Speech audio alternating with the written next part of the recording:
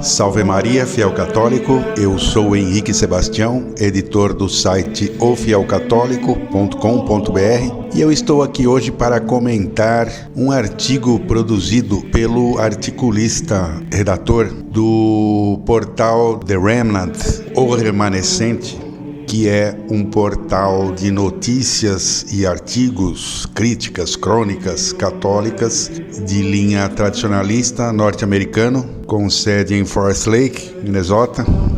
Existe desde 1968. É um jornal católico tradicionalista bastante antigo, considerado, tenho quase certeza, o mais antigo dos Estados Unidos, nessa linha, católico, né?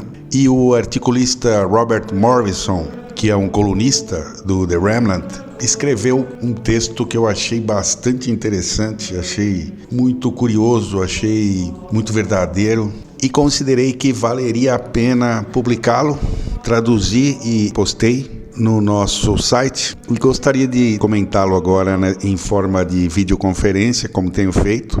É uma reflexão que eu achei bastante interessante e vamos a ela então. É que no seu discurso do Ângelus, recente agora, do dia 27 de julho, no último domingo, de fato, o Ângelus público com o Papa acontece principalmente aos domingos e em feriados marianos específicos. Então, neste último, ele fez um comentário na sua pregação que desperta atenção. Ele disse o seguinte, abre aspas, palavras do Papa Leão XIV. Quando recitamos o Pai Nosso, além de celebrarmos a graça de sermos filhos de Deus, também expressamos nosso compromisso de corresponder a esse dom, amando-nos uns aos outros como irmãos e irmãs em Cristo. Refletindo sobre isso, um dos padres da Igreja escreveu: devemos lembrar e saber que, quando chamamos Deus de nosso Pai, devemos nos comportar como filhos de Deus. Quem disse isso foi São Cipriano de Cartago. E outro, pai da Igreja, acrescentou: não podeis chamar de Pai o Deus de toda bondade, se conservais um coração cruel e desumano, pois nesse caso não tendes mais em vós a marca da bondade do Pai Celestial. Aqui uma citação de São João Crisóstomo. E Leão XIV prossegue: não podemos rezar a Deus como Pai e depois sermos rudes ou insensíveis com os outros, com o nosso próximo. Fecha aspas. Então vejam bem, não podemos chamar a Deus de Pai se nós somos insensíveis para com os outros, para com o nosso próximo, disse o Papa na sua pregação durante a oração do Ângelus do último domingo, 27 de julho. Por mais que se trate de uma piedosa exortação, aqui estou comentando o texto do Robert Morrison, como eu falei no início. Por mais que se trate de uma piedosa exortação, ficamos nos perguntando o que o novo pontífice pretende fazer para lidar com uma das crueldades mais perversas do mundo atual: os ataques contínuos do próprio Vaticano à pura fé católica e a sua perseguição às almas que nada mais desejam do que praticar a religião com R maiúsculo, com fidelidade. Parafraseando São João Crisóstomo, como foi citado no Ângelus, Leão XIV poderá chamar a Deus de Pai se mantiver o silêncio reinante nas últimas duras décadas na Igreja sobre essas crueldades insondáveis contra os católicos que querem ser católicos tradicionais, fiéis à tradição da Igreja? A triste história do declínio da frequência à missa após o Vaticano II é familiar. As mudanças promovidas por Roma em prol da Revolução do Vaticano II roubaram a fé de boa parte dos católicos, o que levou, como era previsível, ao esvaziamento dos bancos das igrejas. Podemos considerar as primeiras perguntas e respostas que eram feitas antigamente durante a cerimônia do batismo. Perguntava o padre: o que pedes à Igreja de Deus? E a resposta era a fé. Pergunta do padre: o que a fé te oferece? E o fiel respondia: a vida eterna. A fé é o que as almas desejam da Igreja Católica, nada mais. Isso desde que Nosso Senhor a estabeleceu. No entanto, como acertadamente denunciou o arcebispo Marcel Lefebvre em seu sermão de 1977 para as ordenações sacerdotais em Econe, desde o Concílio Vaticano II, o próprio Vaticano vem afastando as almas da fé. Disse Dom Lefebvre, abre aspas, qual foi a primeira palavra que o padre nos disse quando éramos crianças e não podíamos falar por nós mesmos? E a qual nossos padrinhos responderam, o que vocês pedem à Igreja de Deus? Essa foi a pergunta que o padre fez aos nossos padrinhos. O que vocês pedem à Igreja de Deus? Nós pedimos fé, era o que nossos padrinhos respondiam. E agora nós também pedimos à Igreja, ou aqueles que se dizem da Igreja, aqueles que ocupam cargos importantes na Igreja, aqueles responsáveis por essa fé, nós lhes pedimos, preservem a fé para nós, deem-nos a fé. Essa fé católica é o que queremos, não queremos outra. Por que vocês pedem fé? Disse o padre aos nossos padrinhos. E eles responderam, queremos a fé porque nos leva à vida eterna. Por que estamos aqui na terra, a não ser para ganhar a vida eterna? Não temos outro propósito aqui na terra, a não ser ganhar a vida eterna. A vida na terra é uma vida passageira, uma vida efêmera. Alguns dias, alguns anos, algumas décadas. Temos que escolher se queremos a vida eterna, sim ou não. Queremos a vida eterna, e para isso queremos a fé católica. Mas somos compelidos a afirmar que, há 15 ou 20 anos, dizia Dom Lefebvre, em 1977, aqueles com a mais alta autoridade na Igreja, a Santa Sé e o Vaticano, têm se afastado, têm nos afastado da fé católica e se tornaram amigos dos nossos inimigos. Fecha aspas. O arcebispo Lefebvre estava certo na sua avaliação? Ele tinha razões para dizer isso? Ou ele foi só um excomungado, um discípulo de Lutero, cujo nome nem deveria ser mencionado, como quer o padre José Eduardo? O que motivou Dom Lefebvre? Fidelidade aos papas, aquilo que eles sempre ensinaram? Fidelidade ao magistério perene, ao magistério de sempre? Ou desobediência àquele papa naquele momento? Desobediência? Rebeldia ou o santo zelo pela casa de Deus? Como uma indicação entre muitas, podemos considerar o estudo de 2025, agora deste ano, do National Bureau of Economic Research, recentemente citado pelo site Horace Abre aspas. Constatamos que as taxas de frequência aos serviços religiosos em países predominantemente católicos começaram a diminuir em relação às de todos os outros países precisamente após o Concílio do Vaticano II. Esse resultado se aplica à frequência de adultos e crianças aos serviços religiosos e também se aplica quando se utiliza a proporção de adeptos católicos de um país. No geral, a taxa de frequência relativa de católicos caiu 4 pontos percentuais por década entre 1965 e 2015. Esse padrão é consistente com a visão de que o Vaticano II desfez a percepção da Igreja como imutável e defensora da verdade. De forma mais geral, esses resultados podem explicar por que muitas autoridades religiosas relutam em modernizar sua doutrina ou reduzir as barreiras à participação religiosa.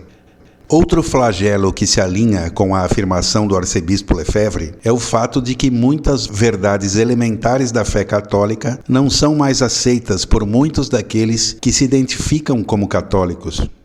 Considere, por exemplo, que muitos bispos, padres e leigos parecem rejeitar uma ou mais das seguintes verdades infalíveis, de fide, entre outras, dos fundamentos do dogma católico. Vejam, são muitos os bispos, padres e leigos que rejeitam, não creem mais, não têm mais fé em alguma destas verdades infalíveis católicas.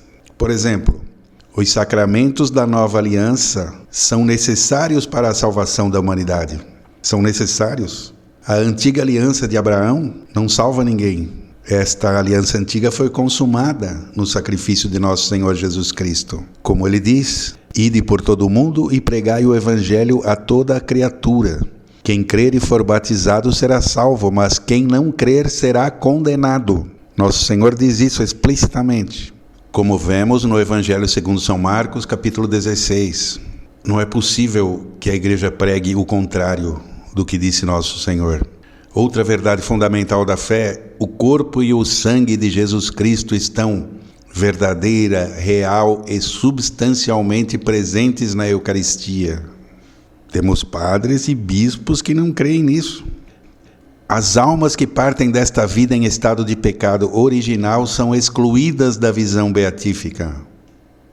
Sem o auxílio especial de Deus, os justificados não podem perseverar até o fim na justificação. Então, mesmo os batizados precisam do auxílio de Deus para que perseverem na comunhão e sejam salvos finalmente.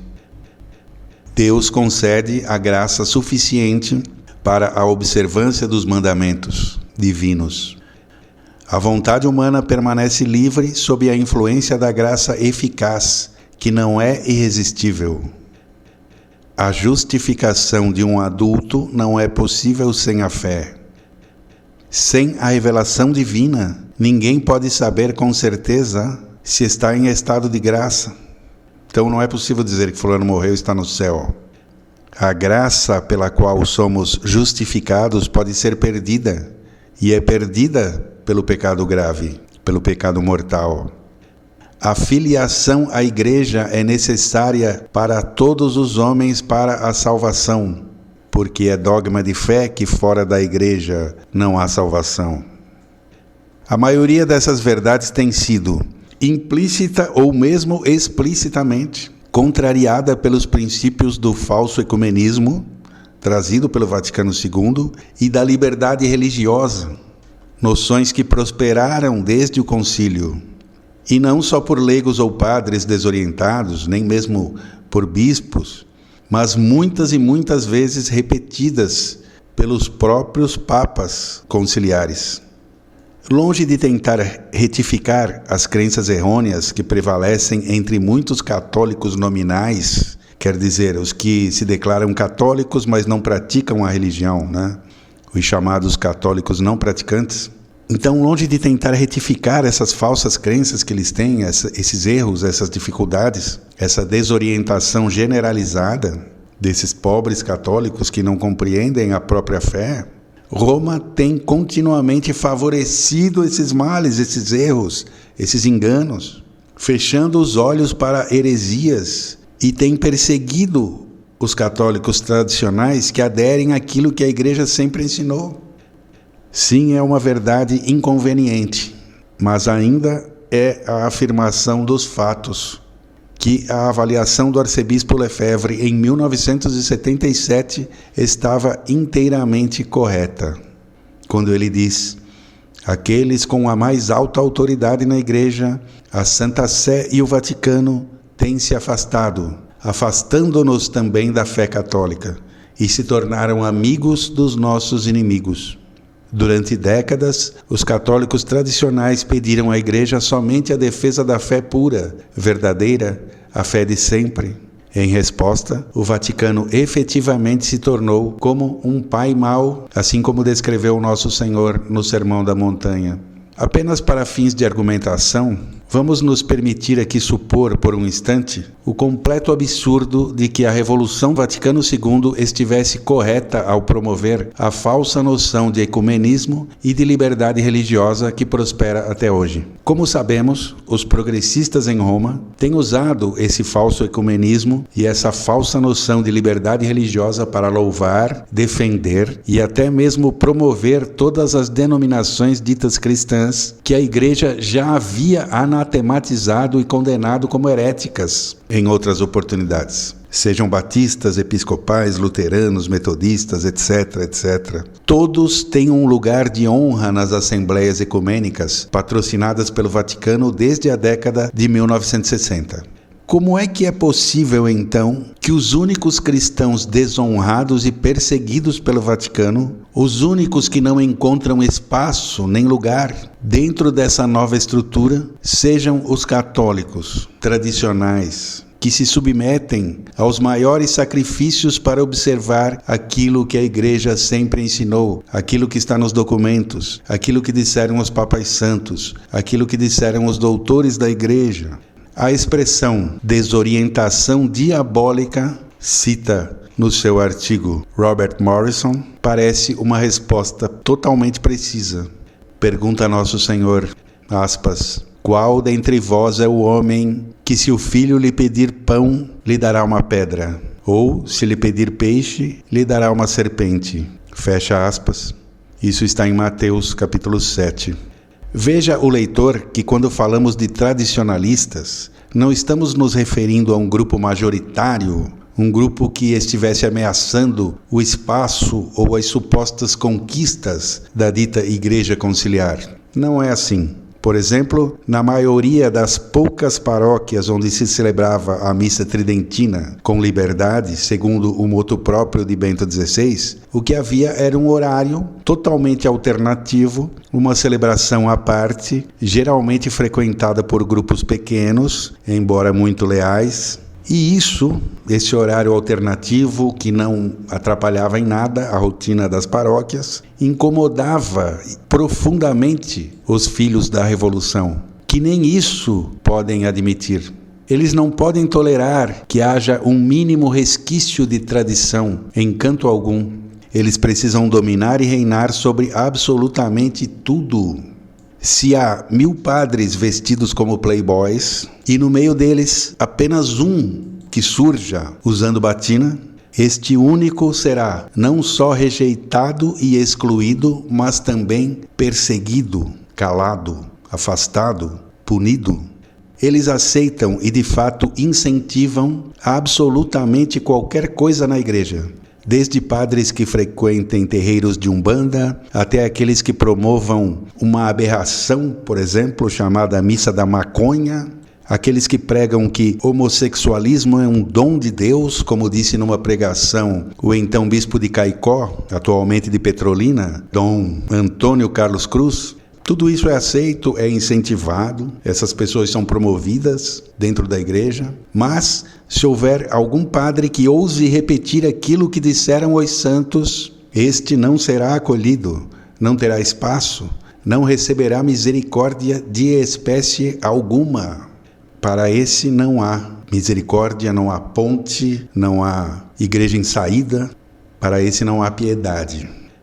Leão XIV herdou este regime vaticano que cruelmente oferece pedras a quem pede pão e atira serpentes a quem pede peixe. Desde Paulo VI, a cada vez que acontece a eleição de um novo Papa, o grupo cada vez menor dos fiéis católicos que tem zelo pela sã doutrina tem rezado esperançosamente pela vinda de um pontífice que restaure as coisas santas, que recupere o que foi perdido, que pare a destruição e que inicie um movimento de resgate das muitas belezas e preciosas riquezas espirituais e litúrgicas que foram desprezadas como se nada valessem, foram descartadas, atiradas ao lixo, muitas vezes literalmente.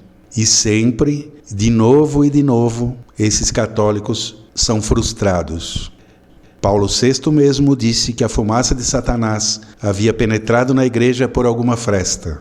Ele também admitiu que a igreja, naquele momento chave, encontrava-se numa hora de inquietação, de autocrítica, dir-se-ia mesmo de autodemolição. Ele fez essas declarações sobre a fumaça de Satanás. Ele disse isso em 29 de junho de 1972, durante uma homilia na solenidade de São Pedro e São Paulo Apóstolos, no 9º aniversário da sua eleição papal. E sobre a questão da autodemolição da igreja, ele falou isso no dia 7 de dezembro de 1968, durante um discurso aos alunos do Seminário Lombardo em Roma. Bem, mas a questão que não quer calar é: se ele notou isso, por que não interrompeu esse processo de destruição, de autodemolição, enquanto ainda estava no início, quando ainda era possível fazê-lo com relativa facilidade?